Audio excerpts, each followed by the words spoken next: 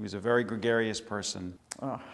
He was unique at best.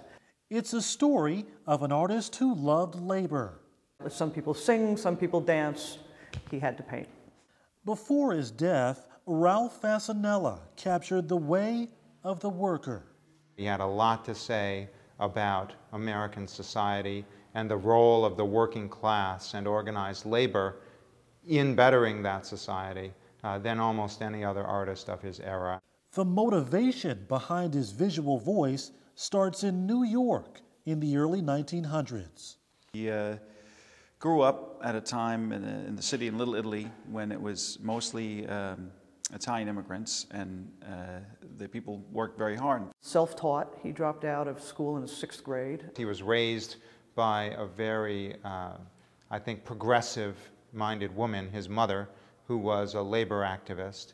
Those experiences moved him, and by the 40s, he was making his mark on shop floors. He himself became a labor activist with United Electrical. This is why he got involved with unions and organizing to try and make a better life for the people that he worked with every day. But by mid-century, a paintbrush and an easel, well, this was his way of expressing himself, became his tools for trade activism.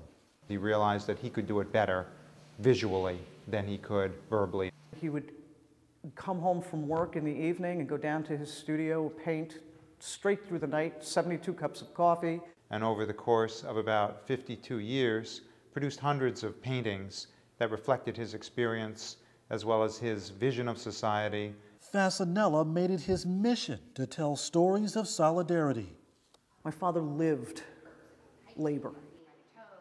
And he reconstructed the whole history of the Bread and Roses strike, where all of the workers are streaming out of the factories, coming across these bridges and over the canals. He needed to express to the world what these workers were going through.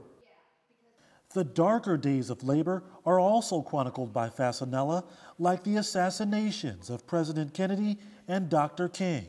You know, he was really exercising that anger in his canvases. But he kept their dreams alive by showcasing equality and inclusion. My father never differentiated between black or white or yellow or tall or small or male or female. People were people were people were people. He will often put in works like this women in a prominent position of authority to show the role that women had in United Electrical. A decade after his death, Fasanella's labor legacy continues to grow. Some of his popular pieces sell for 6 figures. I believe around $365,000. A true testament to the people's painter.